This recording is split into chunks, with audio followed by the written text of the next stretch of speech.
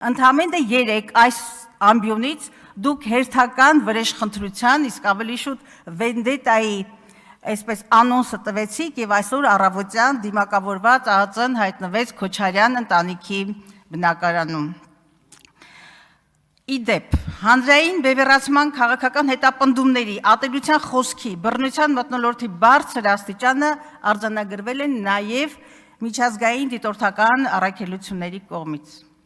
Պետական գաղափարախոսությունները պատմականորեն բնորոշ են հատկապես այն ավտորիտար ռեժիմներին, պարոն Փաշինյան, որտեղ պետությունը քաղաքացիներին պարտադրում է գաղափարների շրջանակ։ Կարծում եմ, պիտի որ այս մասին իմանաք։ Մինչդեռ Հայաստանի Հանրապետության Սահմանադրության 8-րդ հոդվածը երաշխավորում է գաղափարախոսական բազմակարծություն։ Ուստի պիտի արձանագրենք, որ իրական Հայաստանի գաղափարախոսությունը ոչ այլ ինչ է, քան